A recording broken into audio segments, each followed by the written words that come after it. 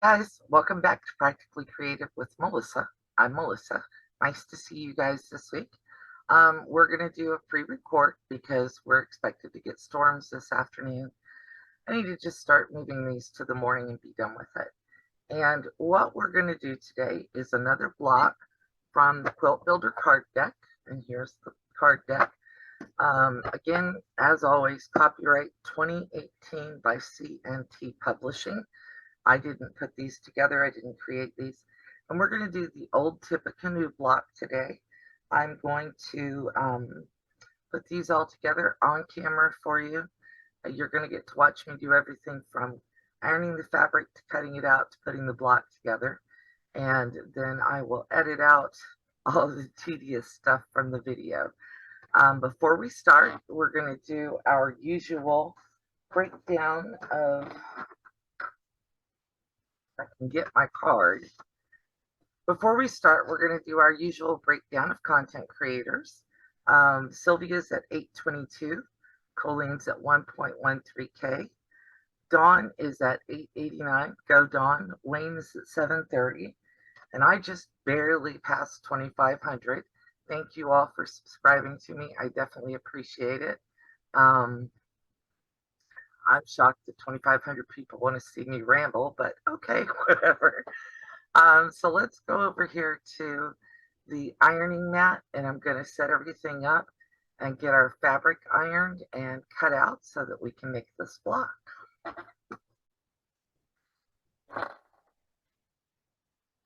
And I'm still using our white background fabric. I'm going to cut myself off a nice sized chunk here.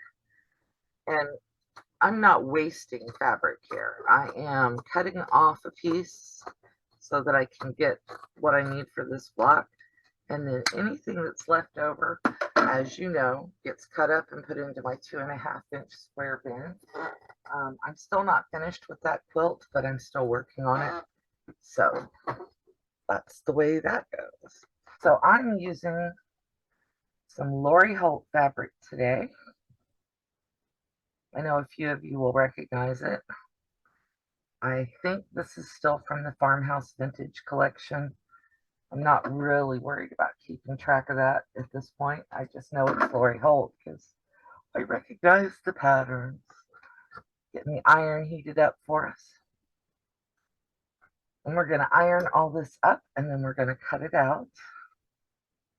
And I am over there. I just hacked that off of there, didn't I?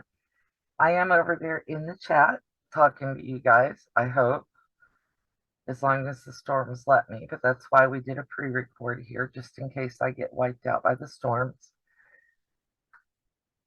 And waiting on the iron to get hot.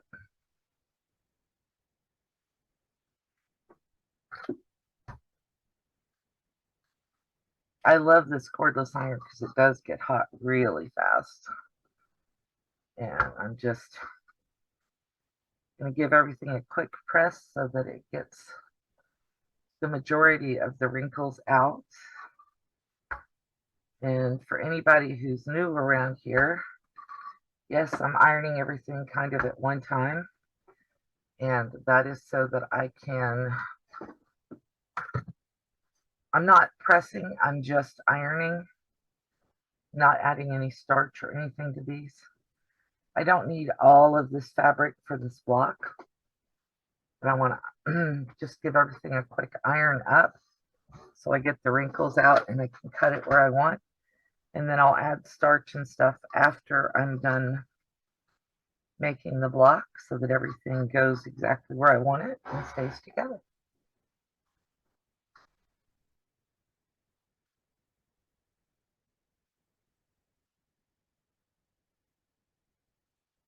Okay, so now that we've got everything ironed, let's get the ironing board out of our way. The good and the bad about working in small spaces. All right, so A is our background fabric, so we're going to bring that up first. And I need 8 blocks on that at 3 3/8 inches. They love those 3/8 marks, don't they?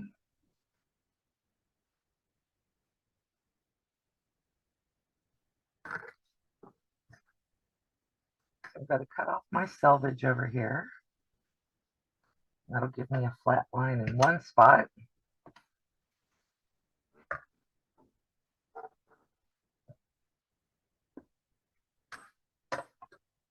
And then I'm going to cut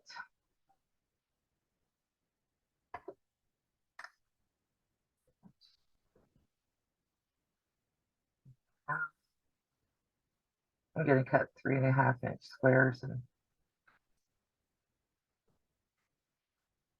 then I'll trim them down to 3/8.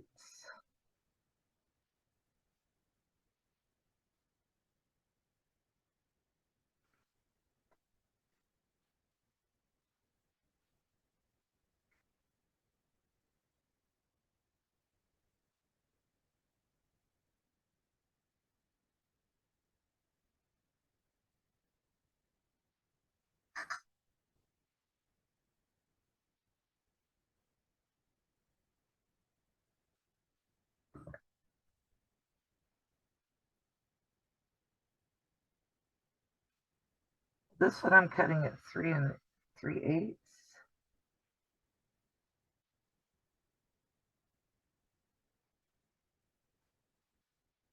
So that's 4 of my squares.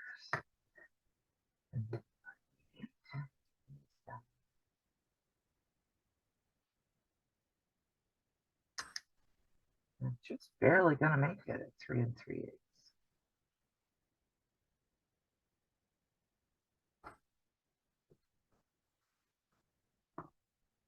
Okay, and the way you measure that on a ruler is you've got a 1/4-inch mark over here. Shows you that first 1/4 inch, and there's your little 1/8 inch mark. And for me, it's just a little shaded area of my ruler. And now I'm going to stack these all up because I know they're 3 3/8 one direction. I'm going to make sure they're 3 3/8 the other direction.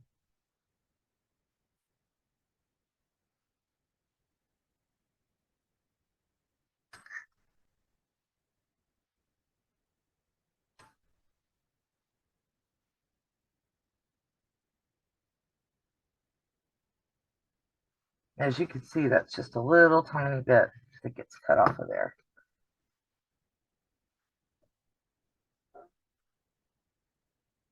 That's too small for me to use for anything, so I'll go ahead and put that in my scrap bin. And that I can use. So there's our white. Before I put that over there, I want to make sure I've got all the right sides up.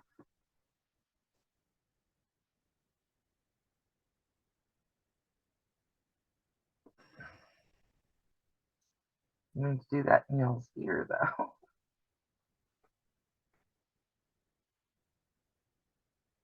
Guys, yesterday Stephanie showed the blocks that she and Shannon are making for their 2-color block quilt along. And I am just like, wow, those are gorgeous. I love the blue and the green. And I thought about going ahead and making another one of those on camera. But I decided I'm going to do those off camera because I wanted to do a new block for you all. But you will probably see a blue version from me before too long. I don't want to do the whole sew along. I don't have time.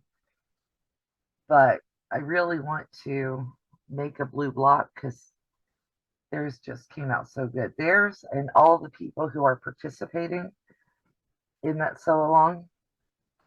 You can always measure twice, but you can only cut once and get it right size. You can't make it bigger after you cut it. So I wanted to recheck that. So I want to make those blocks like Stephanie and my brain Shannon did. Sorry. I want to make those, and I'm like, oh yeah. So you guys will see that probably in a short soon. So pretty. I love the colorway. I like the blue and the green both. What I'm doing here is I'm making sure that that selvage is down past that line so I can cut my next 2. Trim that off, go up to 3 3/8.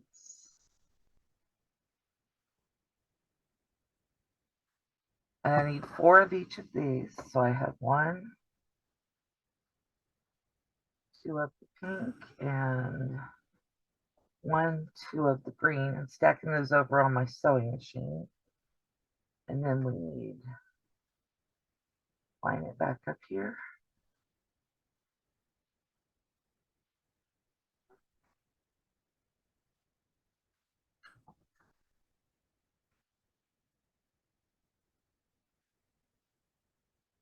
Get rid of what's not usable, and I will put these into scraps. So let's get everything all stacked up. We have all of our pinks, all of our greens,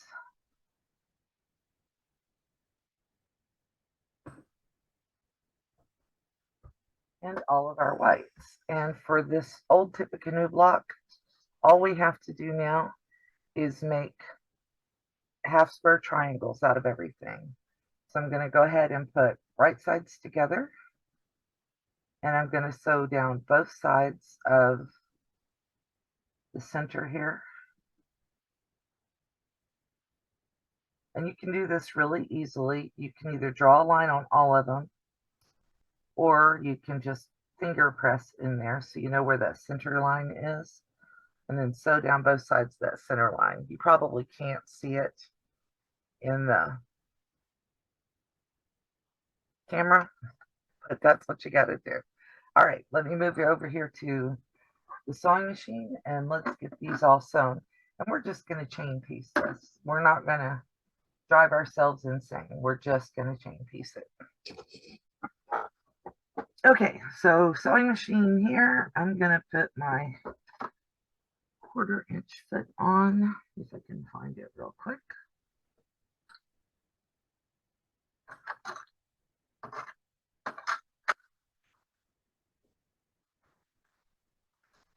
I don't like to drop things in here.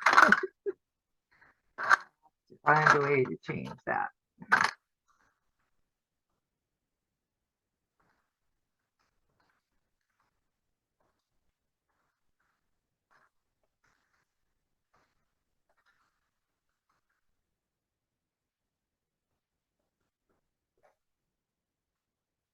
It's really easy to switch these out if I don't drop it.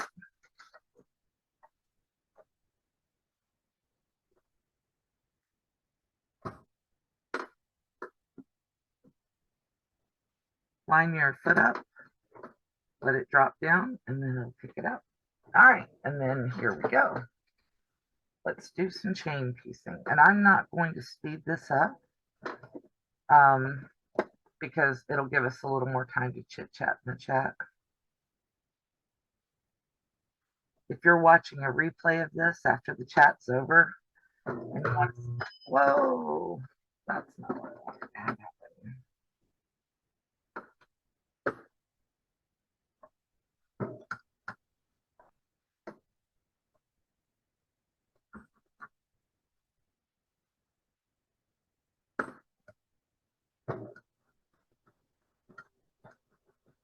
If you're watching this in the chat or watching this afterwards and you're not in the chat, feel free to speed it up to replay.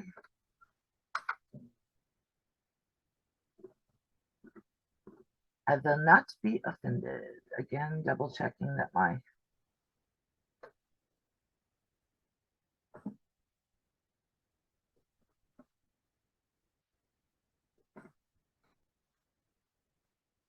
right side is facing the right side of the other fabric.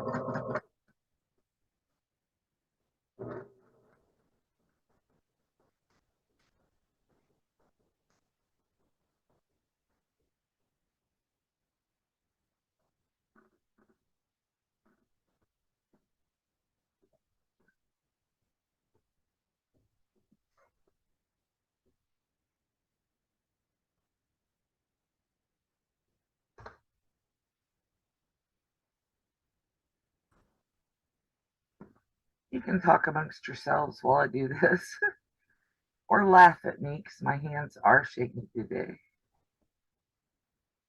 That's not Arthur, that's the medication that I'm on for it.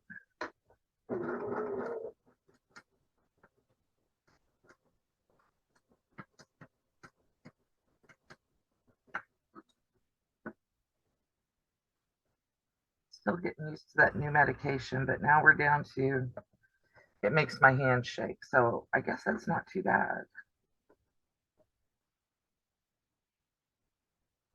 You see how fast it is just to throw that little crease in there and then turn it over. I do have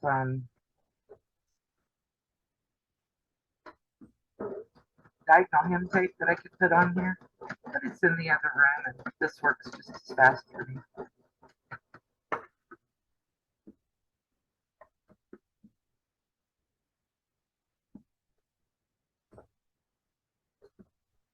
If you ever have something to do where you have to chain piece a lot of the same block, figure out a way that's easy for you to do that. I know a lot of you already know that. You'll notice all I'm really using my fingers to do on this is to make sure that everything is going the direction I want it to go. I'm not pulling or pushing on my fabric except to fold over that crease in there. But most of the time I'm just guiding.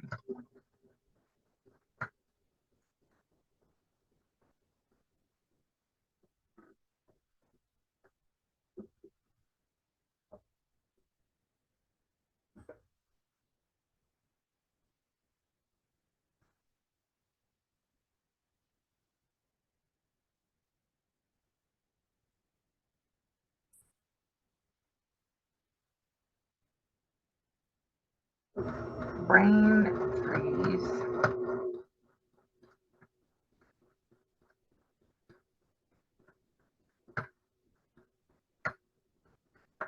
And this machine doesn't have an automatic thread cutter. So I like to not have to cut thread any more than necessary. So I've got it set at a 2.5 stitch length on a straight stitch. This is a baby lock jazz. And then I'm chain piecing all of my stuff through. And the jazz has the option to make it so that when you stop, your needle is down. So I'm using that. And then I'm just going to cut here at the end. And then I'm going to turn my whole little stack around. And I'm going to sew on the other side of that 1/4 inch mark.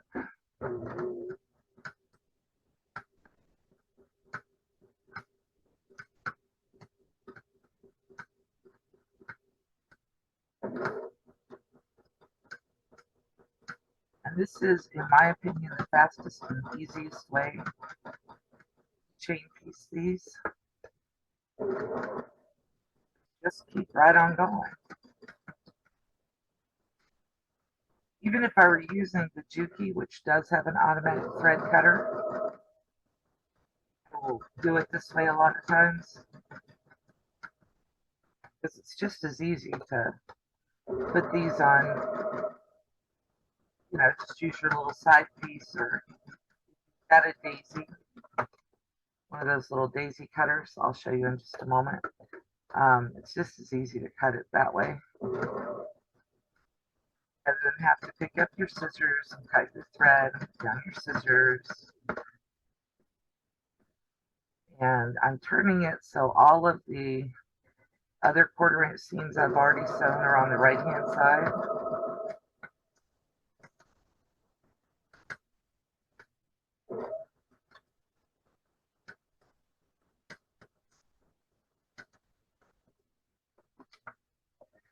And that's all of those half square triangles sewn. And my threads.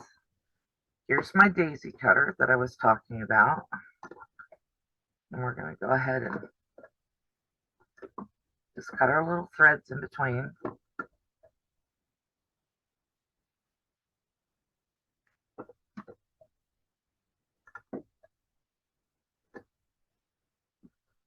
Okay. Now that that's done, let's go back over to the cutting table.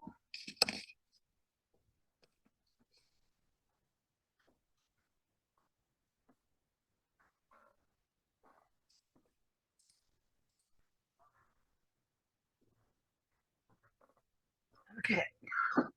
Now you can see the cut lines there. Cut that last thread off there. And then I'm going to go from corner to corner and just cut these one right after the other.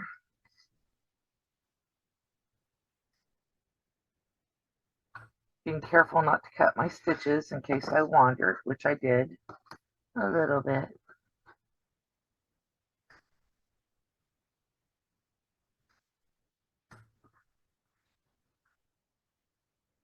And I'll leave the mistakes in. You guys are, I'm not perfect.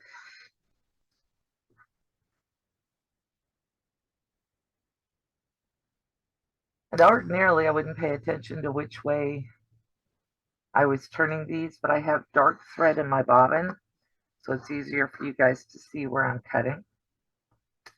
So that's why I'm doing it this way. And I've fallen into teacher voice, trying not to do that. We don't need teacher voice. We don't need no education. Is that Pink Floyd? Hey, teacher, leave them kids alone.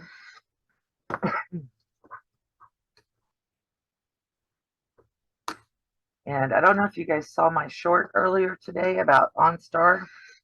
If OnStar were Southern, that has been in my head for days.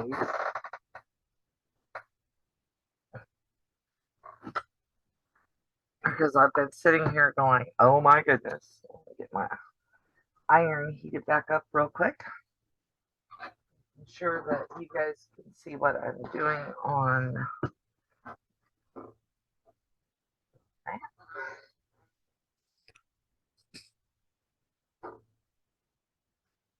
Okay, so we have the iron heating, and I'm going to finger press all of these open just real quick. There are 8 of them on each side, or 8 of each color.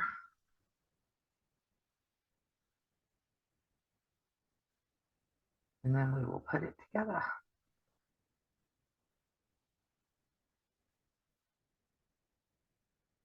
Oh yeah, now I can hear it in the background. You guys may not be able to. There is a reason why I don't do the live earlier. My husband is on a conference call at work, and one of his coworkers has a not safe for YouTube mouth. He's not a mean guy, he just has colorful language, which is, fine if that's how they're talking and agreeing to talk. But it's not what I want to put on my channel. That's why I don't do the live earlier. And they have this same meeting 5 days a week at the same time. And then they usually have a follow-up meeting with whoever's above that group, same coworkers in that follow-up meeting. Like I said, really nice guy, but very colorful on the language.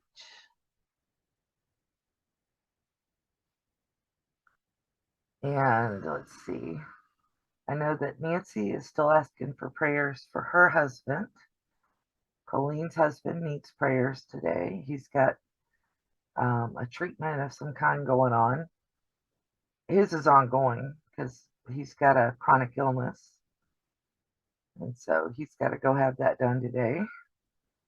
Which good, that gives him a chance to get out of the house and hopefully feel better. Because he felt bad for a long time before he got a diagnosis. And we all know how that goes, right? And I'm still praying for Mom and Pop, for Laura Lynn to get good results and good follow-up experience from her doctor. And I think that I'm about to get over the rest of the side effects from my new medication that I'm on. I got a kidney stone in the middle of all that, so that wasn't fun. All right, and now I'm just going to real quickly take off the the little dog ears here.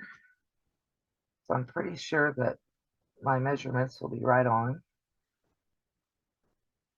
for what size these need to be. They are. This gives me a quick chance to double check that everything got put together at the right size. As much as I don't like those 3 3/8 inch, they if you go accurately, then you get the right size blocks for what you need. And I'm just rambling. So I figure y'all are over there talking about something more fun than these blocks.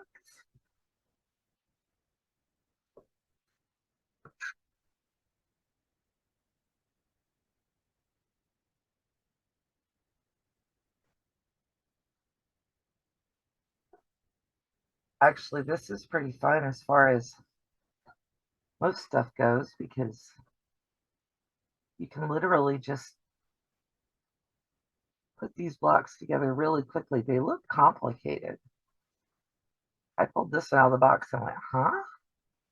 Then I looked at it for a minute. I was like, oh, that makes sense. Anyway, I was referencing Shannon and Stephanie. I really like the blues and the greens that they're using. But like I said, I don't have time to do the whole sew along, but I want to make at least a blue block, maybe a green block too, to put in my quilt that I've got going from these blocks and show my support for them. I like what they're doing. And I like that they're having audience participation in choosing the blocks and the colors, and everybody can choose their own color for their own quilt if they like. It doesn't have to match their colors. And then I kind of feel like I'm already part of the sew along because I am doing these blocks from here. And it's the corner. Let's get them all done. All right. So now that we've got all of that done, we need to put together our blocks. And we are going to set pink up here, green up here, or pink up there and green up there, and then lay them out the way that the card shows us to. Now, whatever you've chosen as your color B should be facing up into the outside corner. So that's there. And then C, C, and then B. So that's the first 4 corners. And then on the second set, you're going to do BN, BN, and C is going to go here.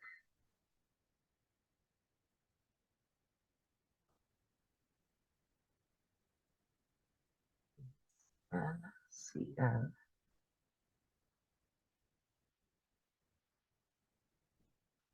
B, B, B,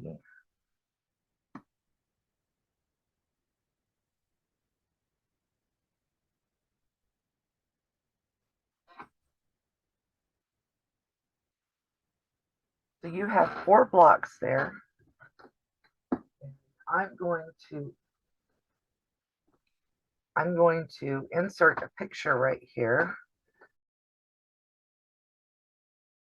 of what the blocks look like when they're all laid out so that you can see that. I didn't want a video. Thank you so much.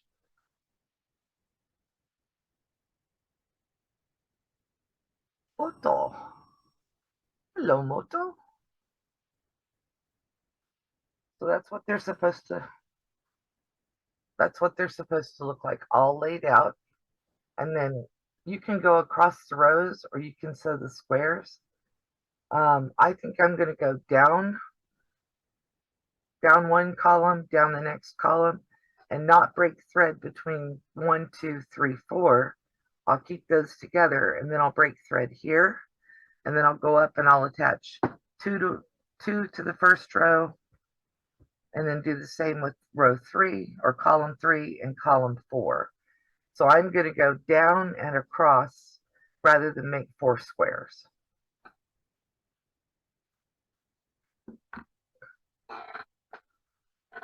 So back to the sewing machine so you can see, I hope, what I'm doing. That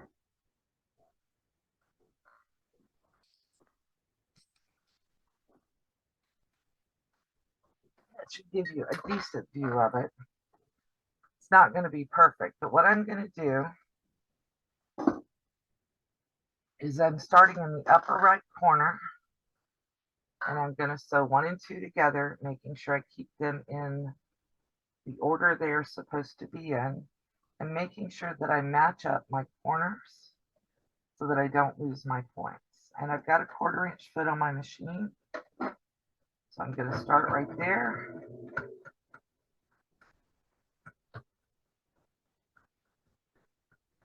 That's 1 and 2 put together. And this is 1, the second block of row 1 and the second block of row 2. Trying to nest those points together so they stay. And I didn't break thread. I'm just going to go ahead and chain these.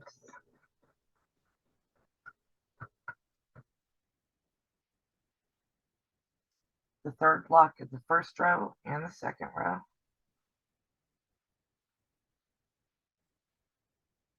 This one doesn't have points to match.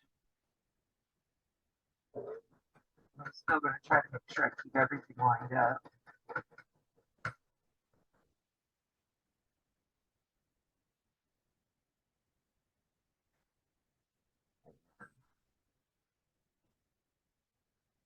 Because I ironed to the dark side on all of these, my seams at the corners are nesting, which is nice. This makes it that much easier for me. Okay, and then we'll cut that thread. And then as we go, let's get my threads off. I'm going to open my seams and press them different directions. So the first seam will be pressed to the right, or to the left, excuse me. Second seam to the right, third one to the left. And that kind of corresponds with where the dark is, which is a happy accident. I didn't plan it that way. Okay, so back up here to the top, and we're going to take the first one in the third column, and we're going to nest that seam together with the first one in the second column, 1/4 inch seam.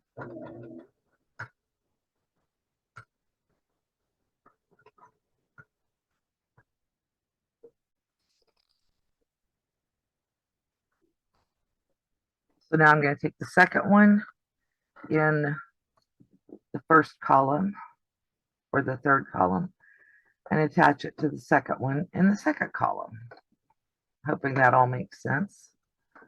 And those seams are nested, and then I'm just doing my 1/4 inch seam.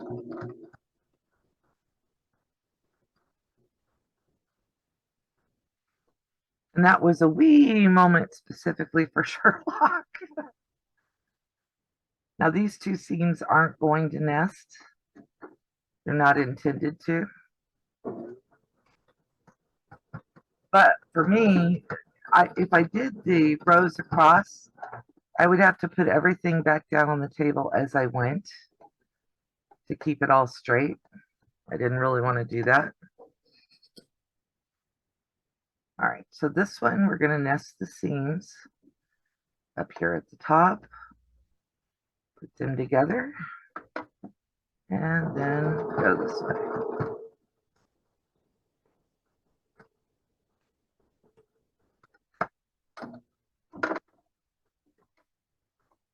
With our thread. Back up to the top, I'm going to press this seam to the left because I pressed the first seam to the left. Get the thread out of there. Press this seam to the right. This one goes to the left. Because now it's not so much about color as it is about matching up what I've already done. All right, so now I've got the first 3 columns sewn together. I'm going to start the 4th one. And again, I'm nesting that corner seam together, so to hopefully not lose my point. 1/4 inch seam. And this method I learned from Valerie Nesbitt.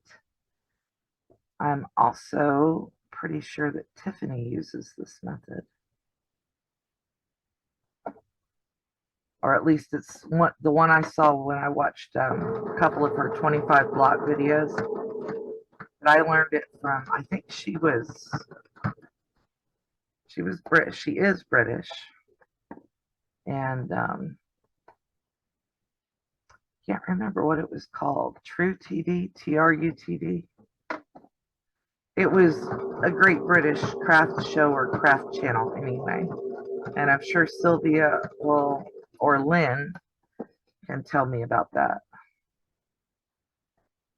All right, once again, matching up my corners. I'm trying to match up my corners at the bottom before my corner at the top.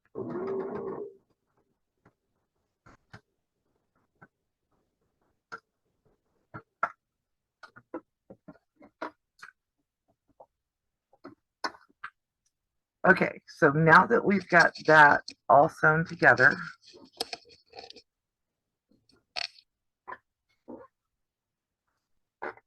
I'll lay it out here so you guys can see it. Once again, pressing my seams to the same direction as the rest of the row. And we're almost done, and everything is where it's supposed to be. So I'm going to go ahead and I'm going to fold over the top 2 rows.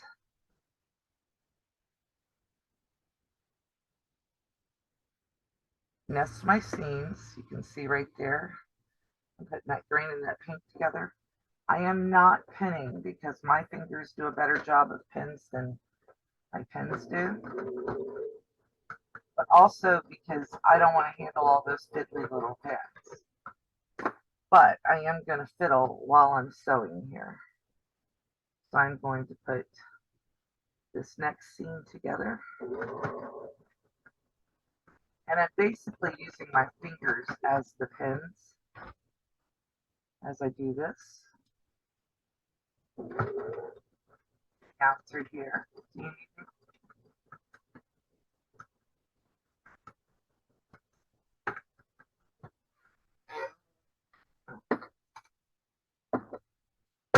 Had to check on the hubby. I heard his door open, which could mean I was making too much noise, or could mean his meeting's over.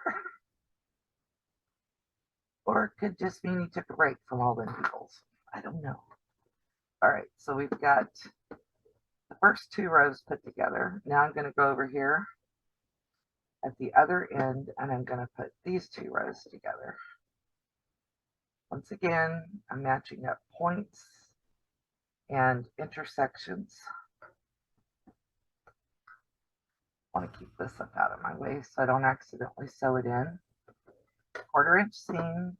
Use your, well, I'm using my fingers as the pins. If you prefer pins, please use pins. I'm not telling you you can't use pins. They're just fiddly for me, and I don't find that clips hold this as well as I would like it to be held. Plus, my fingers are easier for me to manipulate most days.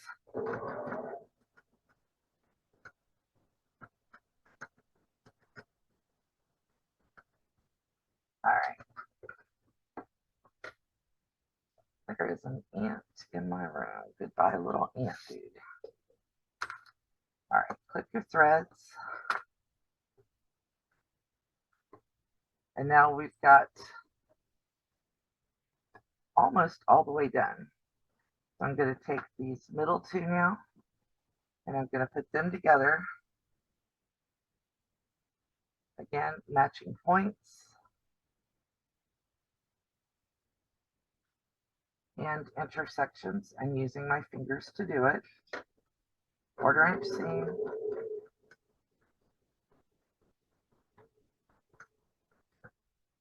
Stop at that seam, and then I can line the next one up.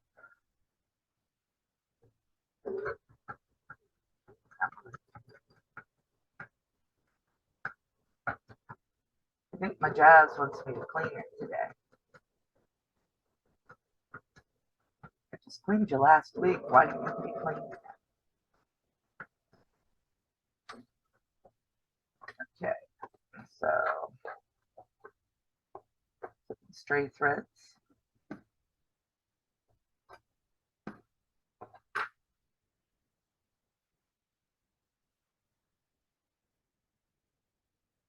All put together. So there's our block, and let me put it up here with some heat and a little bit of pressing starch.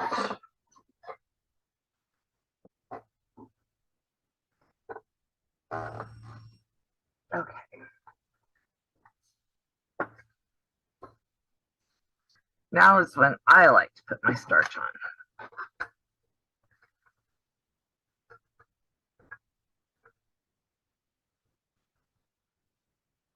You notice I'm mostly just pressing flat.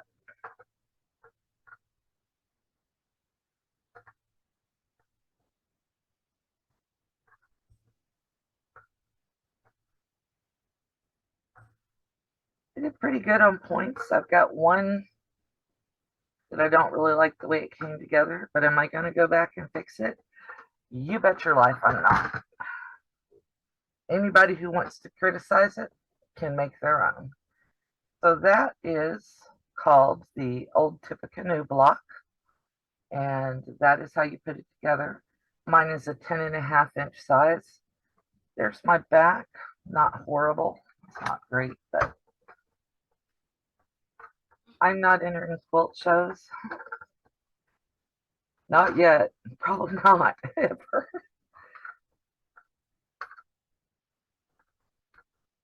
Well, it wants to go this way, so let's let it go that way. But I am going to iron my seams down a little bit. We'll give that one a little press the direction it really should be going.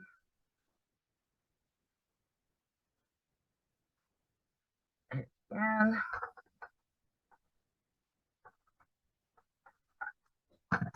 that one is now ready to go up on the design wall and be worked into my quilt.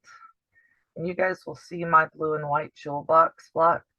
I may name it something funny. After talking about creative names last week, I've kind of thought, well, maybe I can just start giving blocks creative names, and then it doesn't matter. You know what I mean? So that may be coming up very soon, but I appreciate you guys watching. Let's take a picture of this so we have a nice picture to put on the front of the premiere. And you guys all have a great day. I appreciate you coming and hanging out with me while I sew. And I appreciate the love and support I get from everybody. Sylvia says, let me bring you back up here till we are. Sylvia says, be nice to others because you're nice, not because they are. Colleen says, be the light you hope to see in others. And my personal motto is, if somebody's there to look at your mistakes, tell them to go home.